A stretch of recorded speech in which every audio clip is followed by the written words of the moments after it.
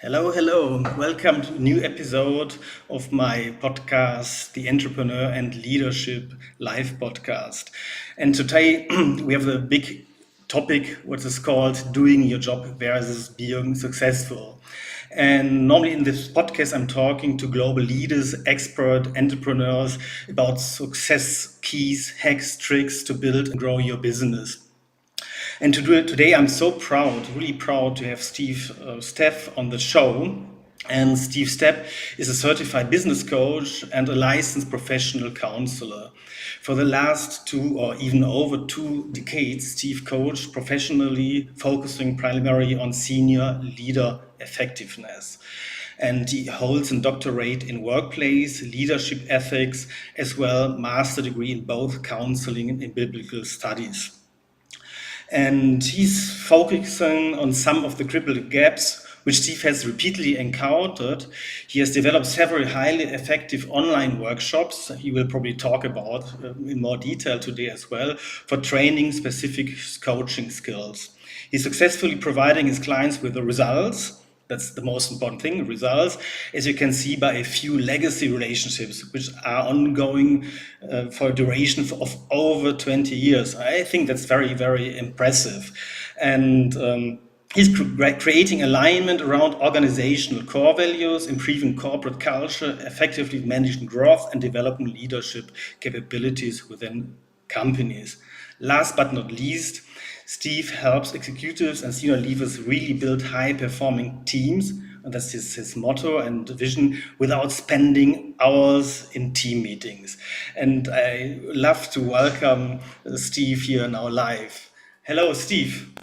Good morning. How are you? Good day. How are you? Thank you. I'm so proud having you here on the show. Did I summarize your bio correctly? Do you probably want to Well, add you you, something? you did, and that's a lot to live up to now. So yeah, you did. Thank you. Yeah, and today's topic is, I think it's an interesting topic, doing your job versus, sorry for the German pronunciation, versus the being successful.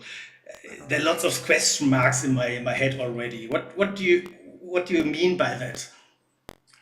Well, our research on this, Michael, has indicated that the average job description will have about 13 different items, responsibilities for any particular job, but only on the average job description, at the most three of those have a metric by which performance is measured. And then our research goes on to show that almost 80% of terminations are for job failures that are not covered in those three metrics. So it's not unusual at all that we'll have someone in the workplace that feels like they're doing a good job. They feel like they're doing their job and checking the boxes every day. And they either end up getting a bad review, or they end up in their boss's or supervisor's office for a meeting, or they end up getting terminated because they failed in their job, where all that time they thought they were being successful. Yeah, but that means it's a lack of feedback cycles, I guess. In a C executive, it's Yes, more tough, definitely, because yeah, you have your supervisory board meetings every, I don't know, 3 months or monthly. I even don't know, and they're more difficult for C executives, I guess. absolutely. Well, manager tools tells us that 85% of the time we don't receive feedback until somebody's in trouble already. So that means on that day-to-day, moment-to-moment basis, you could be doing, you're working all the time and failing, and nobody says anything about it until the situation becomes critical. Uh, So and we tend not to lead or manage for A performance. We manage for C performance, and then when we get unhappy with C performance, we go to do something about it, but it's too late at that point. yeah, the point of no return means you have really, Right, right, you need metrics, as you exactly. mentioned, which are helpful and indicating quite quickly, very adaptive, where the problem zone is, where you have to improve, that this learn improve cycle could start. Right. The vast majority of people that we work with they want to be successful in their job. We work with anything from middle managers to executive team. Most of the time, I'm working with executive team, but a couple of the coaches that work with me are working with middle managers and senior managers. And there are areas of their job where they don't have a clear metric for what success is. Yeah. So we're being measured all the time, in our performance. We are being gauged in our performance all the time. We just don't always know how we're being measured or gauged. So we are working with senior leaders to help them clearly identify a metric for every area in which their direct reports are being measured or gauged or evaluated. And that way, that direct report always knows where they stand. They will never have to come into a meeting and be surprised by the subject of the meeting because they always know how they are being measured. Yeah. And that's unique. It doesn't happen very often. Yeah, that sounds fantastic. And could you give an example of those metrics? Because I'm using OKRs for myself and as well for my clients. And OKRs, just putting an objective is challenging. Then you need a key results, which is measurable. At least that you know that you're getting closer to your big objective. But on a C-level executive, what kind of metrics do you have in mind there, which could help? Well, one of the lines that is always on a job description is to be a strong leader. Lead your people, encourager, things like that. And then how do you tell whether somebody is or not?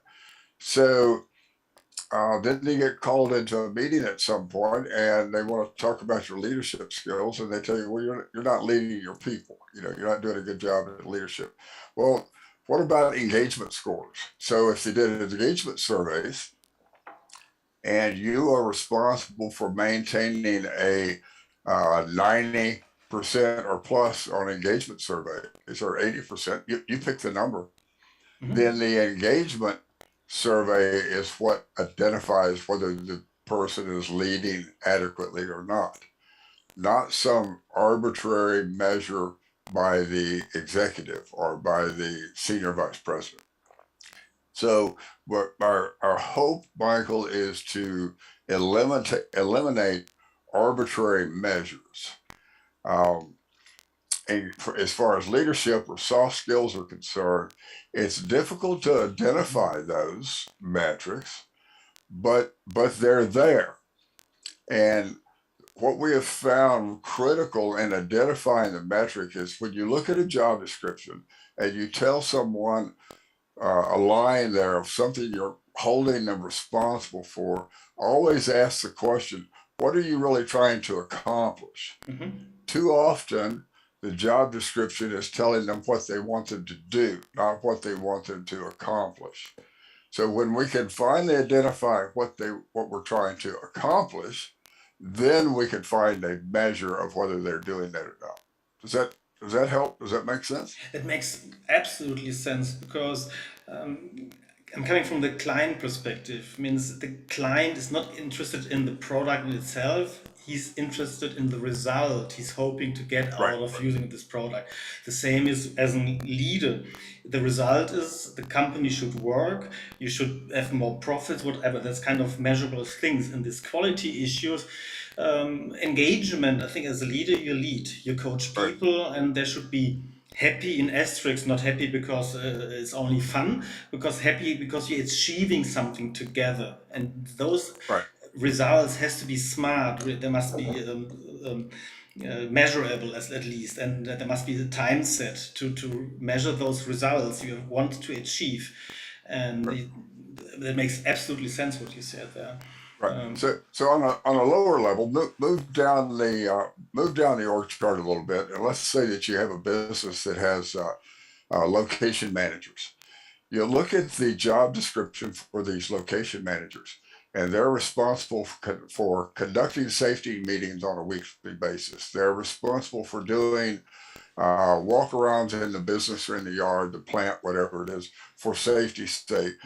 And on the job description, which sometimes job descriptions will run 2 or even 3 pages.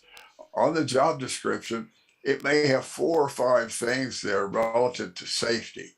And what we've identified is they're using a job description to tell the person how to do the job, where all they're really trying to accomplish with all those 4 or 5 safety related items is to have 0 reportable incidents.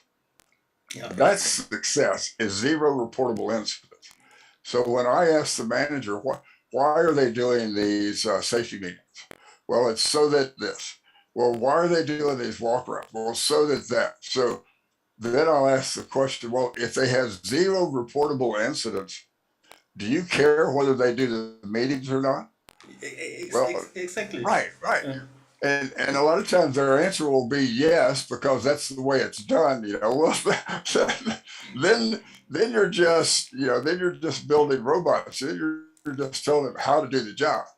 If the guy can do it and have 0 recordable incidents, do you care? And eventually the answer is no. Well, then the success is 0 recordable incidents. It's not doing these various meetings and things. That might help. Steve, I agree completely with. Looking back, most of the job description they're nonsense, because they're only saying how. And there's a good saying from Steve Jobs: "I don't employ smart people to tell them what they and how they're doing things. They have to achieve a result we want to do together." And and most of the job description, they're dreadful, really dreadful. There's no really achievable goal, objective. There's only you have to work 40 hours a week. And in most smart jobs, you can't be creative for 40 hours. You're probably only 2 hours creative in the week, and you do the full job in 2 hours. Right. Yeah, I worked with a COO right now, and some of his people, a chief operations officer, and his VP of operations. One of the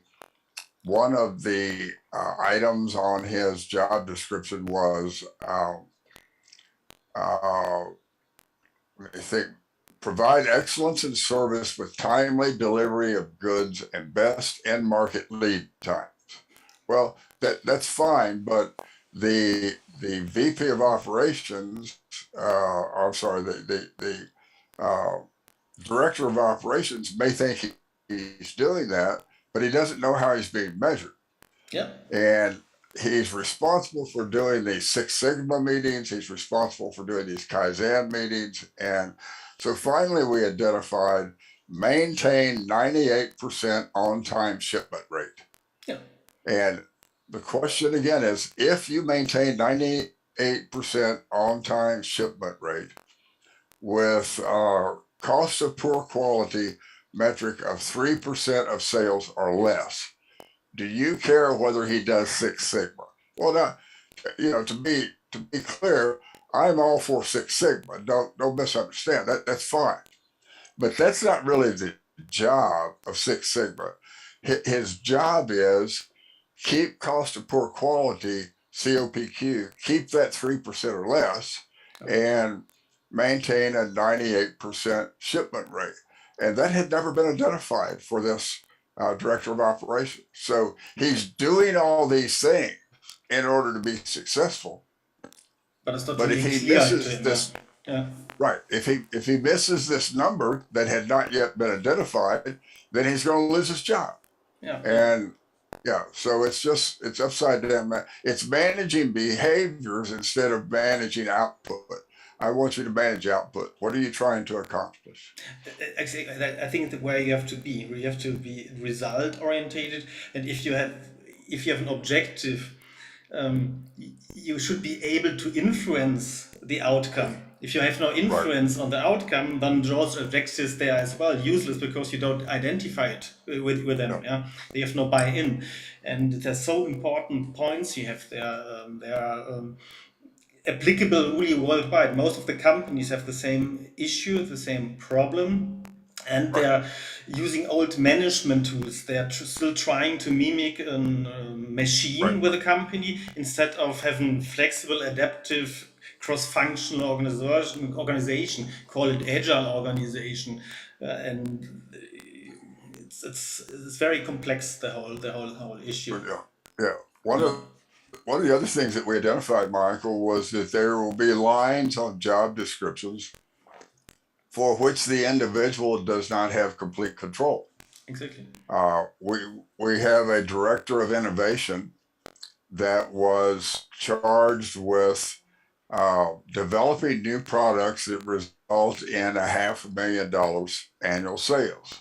Mhm. Well, he could develop, he could develop anything, but if the salespeople don't sell it, then he's not going to have that $500,000. So he doesn't have control over the $500,000 in sales. He only has control over the developed new product.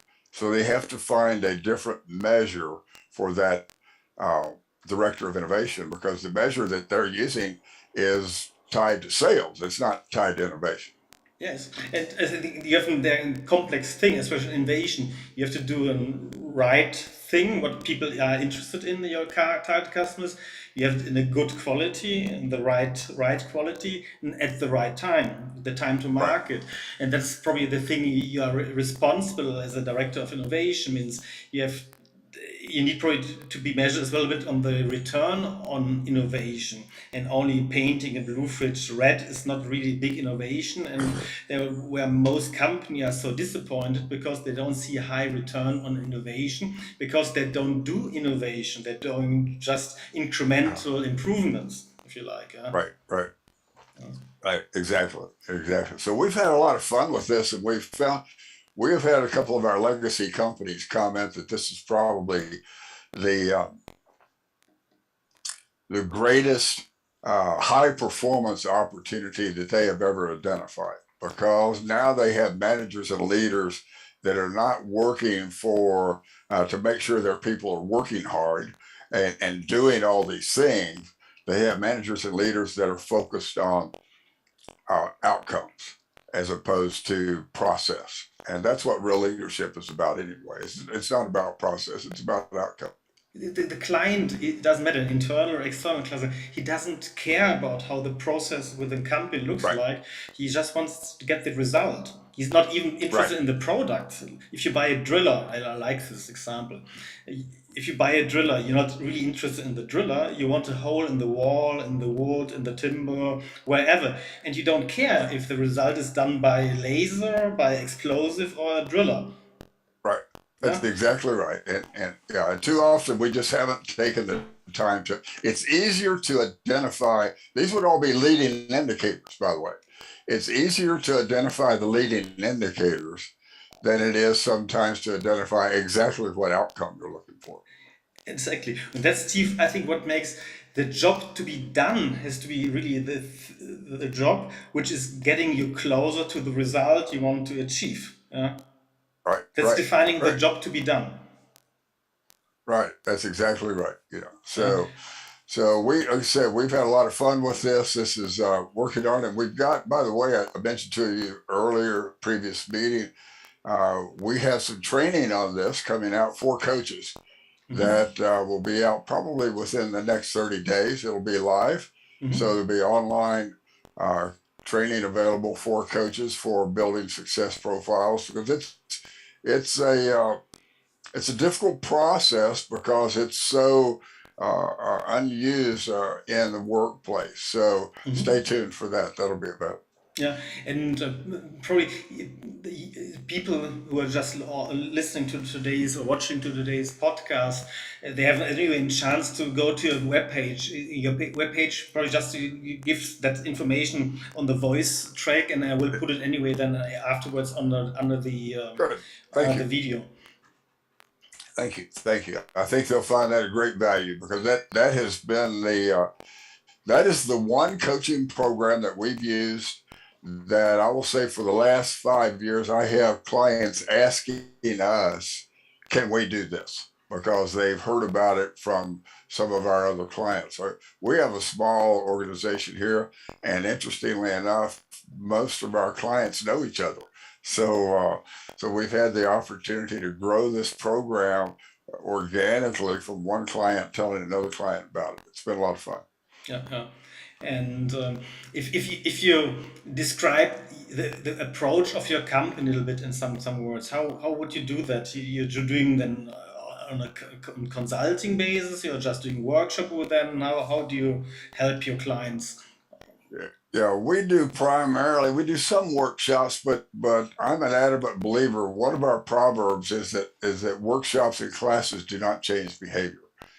So behavior happens over time, and it happens with identifying an effective skill and doing it over and over and over and over until it becomes natural to you. So while we will do workshops, I've got one coming up next week on the success profiles. Most of our work is the coaching Yeah. with senior leaders. And then for a couple of our companies, we serve with their executive team. We serve as an advisor to their executive team on strategic effectiveness planning. We don't pretend, I don't certainly don't pretend, Michael, to be an expert in the business No. that Yeah. my clients are in. But I believe we are experts in effectiveness and personal effectiveness, that is, individual effectiveness, and helping companies identify, do I have the right team to accomplish what we are hoping to accomplish? And if not, can I improve my team by improving some of their skills or behaviors? Should I add to my team? Or unfortunately, should I replace someone on my team? But we are all about individual and team effectiveness. Yeah. And if because I'm quite young. It means I'm nearly 60. Yeah, means we are both looking back Oh, on a very long experience. yeah, We had been ourselves on a C-level executive position at one point in time, and we all know exactly what we're yeah, talking about.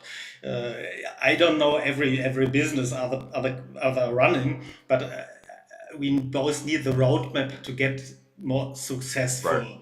And right, right. and if I understood you correctly, you have most these three things. You can do the explanatory videos or Right. information you have. You do it with the client as a coach. You're helping, you're leading, Yes. you're taking by the hand, but you don't do it for them. Yeah, Right. yeah. Right. We do not do it for them because for the pure consultant role where you do it for them.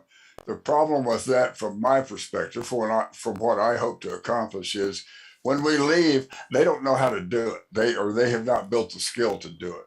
So we may have solved an immediate problem, but we haven't improved the organization. And my job, my role, my quest in life is to help individuals become more effective. And as the individual becomes more effective, then the organization is more effective. Exactly, because business is about relations, about people. It's not about things, not That's about it. processes. No, And every person in a company has to work effectively because efficiency is not always the thing. Because if you're doing something efficiently wrong, you have the wrong it's- effect. I mean, it- exactly. Yeah, exactly. yeah, We too often are focused on efficiency instead of effectiveness. And so if you're putting out a fire, Michael, you need to be efficient. You need to get it done right now. If you're building a long-term mission, then you need to be as effective as you can possibly be. yeah. And that requires skill building to be Exactly. effective. You have to do the right thing right on the right time. Exactly. And the Exactly. same is internally. You have to optimize the value stream you're creating in with regard to the result. Yeah, Yes. for the Yeah. client, internal or external client. Yeah. Yeah. Exactly. Yeah. Yeah. So that's what we do. We've been doing it this way for about 20 years or so. And as you mentioned earlier, we've had great success. We're blessed with long-term relationships. And an interesting thing on our client base right now is every client that we have, with the exception of one, and again, we're a small organization, but every client that we have, with the exception of one, has been with us for 10 years or longer, or their CEO is from one of the companies that has been with us 10 years or longer. Wow. So an That's individual has left the legacy company, they've gone to be CEO of a new company, and they've hired us to work with them there. So we're very blessed in our client base. no. We've got long, deep Congratulations, Steve. relationships there. That's, I think, the best testimonial you can have. Yeah, if a client is lasting or is with you over that Yes. time stretch, especially in the Thank you. online That's what we business. hope. Yeah.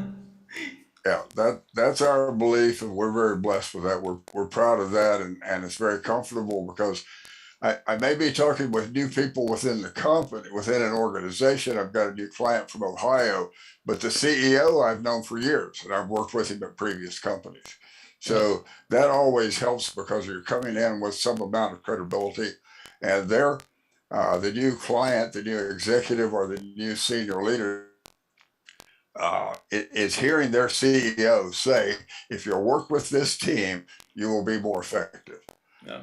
So that helps a lot on our ability to succeed. With regard to your clients, are they globally or you're more focused in Northern America or?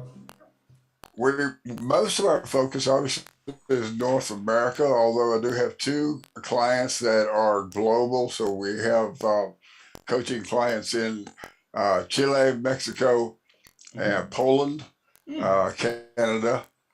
Let me think. I think that's about it right now. Poland, Chile, and Mexico. So yeah, so that's a lot of fun. Uh, I am English speaking only, and the three fellows that work with me as coaches, we're all English speaking. But for all of our clients, even in Chile and Mexico, uh, that's the way it's been working there. We've had great success. Yeah, I think English is anyway the sorry for Sure, that, yeah. the smallest common It, denominator. I it, mean, the language is it's the language of yeah, suffering yeah, dramatically because German's trying to speak English yeah, like me, yeah, but we can talk. That's yeah, yeah. the basic. It's the language of business these days. So, yeah, Exactly, exactly. In yeah. terms of, and just I'm bringing in your LinkedIn profile. Let's see if I can manage that. People can find you on Thank you. LinkedIn, on Twitter. Yeah, there, Steve, there you're quite active, I would say, huh? We stay pretty active on LinkedIn and Twitter. We're actually in the process this week, as we speak, of boosting our activity on LinkedIn because of the new coach training workshop that we're coming up with. But I think our profiles on LinkedIn and Twitter are pretty up to date, and we do stay pretty active there. Thanks for popping that up. Thank you. I can pop it once again, and you talk a little bit about, do you do online coaching as well? Means because you have clients in Mexico and Poland, I guess you don't travel all the time, especially with the pandemic. You do it online, I guess. That's interesting because up until 2 years ago, I traveled personally probably 3 times a month. Yeah, Now I travel about once a month, and 95% of our coaching is on Zoom or on Teams. yeah, Um, and Michael, I won't, no one is going to tell you that that's just as effective as sitting in an office, but it's a real good second, So the vast majority of our coaching is by Zoom. Zoom has become the meeting platform of the world over the last year and a half or so. Um, the workshop that we're rolling out is going to be all virtual, of course. I believe there are 2 or 3 live coaching packages. By live, I mean Zoom coaching opportunities packaged in with it, but it's an automated workshop. So that's just become the communication method of today, and all of our coaching, whether it's Chile. I've been coaching an individual in Chile now for 5 years. I've never been to Chile. I have met him here in the United States Here's one interesting very quickly. My client in Mexico, we meet up face to face about once every 6 weeks, or we used to pre-pandemic. We would meet face to face in an airport somewhere because he traveled all the time. I traveled all the time. So we would just communicate and find out where we're going to cross paths. And then we would meet in that airport and have dinner together and have some coaching time. And that was a lot of fun. Well, I don't know whether we did that for effectiveness or for fun, but we enjoyed doing that for a couple of years. Yeah. I agree, man. With the pandemic, just to finish that on that note, the technique helps, but in physical meeting you get much more information because people It's have always better. Yeah. body language, the whole posture, gesture, and it's something that's missing on a, especially in a one-to-one meeting on Zoom. It's possible you have still more visual, and you see more how people are smiling, are they bored or whatever. But Right. in a big Zoom meeting, you don't know. Means you need other Right. techniques to involve and engage them. Yeah. The large Zoom meetings, Michael, are effective for delivering information. Yeah. To just deliver information. But if you're trying to accomplish anything relationally, they're just very ineffective. Yeah. So as a counselor and psychologist, I'm very very aware of the amount of communication through body language. As you sit there and watch me, you see my arms going all the time. Um, that just doesn't work as well in a Zoom meeting as it does live. So live is always going to be better, but then you still have to make sure that whoever you're live with, they are a receptive vessel, and the coach that you're working with is an effective coach. So I've become more learned to be more effective over Zoom in the last couple of years than I was before, out of necessity. So we're working on it. We're also, I will tell you, one of the things that we've done is we have significantly increased the amount of what I'll call homework that we require of our coaching clients. Since we're not doing in-person meetings within an office space, we're requiring more homework so that we're sure the client is fully engaged in the work that we're doing. You give them assignments to do. That's exactly the Exactly. same what I'm doing as well, because that way you get them more and more engaged. Right, Otherwise, right, it's and probably for most people out there, coaching has nothing to do with the consummation of information. right, It's right. it's the person who gets coached, the coachee has to work, and the That's coach right. They is have to only work. That's helping right. them. That's right. Yeah. Yeah. My job is to help them identify more effective behaviors, and then my job is to help them integrate those behaviors in their day-to-day work. And if they can have even people, we use a lot of stakeholder based coaching so that they have stakeholders within their organization that are holding them accountable for that new behavior, and it's very very effective. Yeah. Probably the time is really flying and is passing by swiftly, and we are 30 minutes already, or 34 minutes. And just for you to finishing this podcast, what would be your three best advices you can give startups, the founders of startups, what they should really focus on to just not mingle up the job to be done with the success factors? Uh, And yeah, what's the best three hacks you can give them? Yeah, I think that's a great question, and I think that to go back to our being successful thing, startups invariably have identified a particular uh, something they're trying to accomplish, and because they are subject matter experts, it is so easy for those startup people to identify how they want things done. So my advice to them again is don't worry so much about how you want it done. Focus like a laser on what are you trying to accomplish in every area of the organization or in every area of the job, even right down to core values. What are you trying to accomplish? And then how will you know that that's being done? Or how will you know when that is accomplished? When you've got that identified, then you're able to plug in the people that will accomplish that.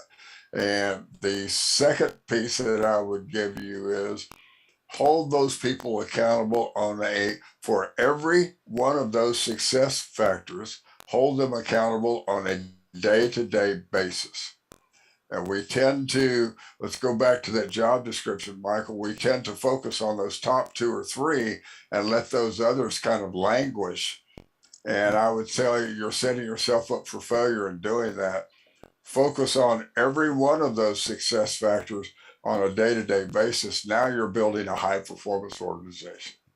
That's wonderful, Steve. Thank you very much. It was really fun talking to you about I've this enjoyed it. very Yes, important been a blast. topics. Thank you.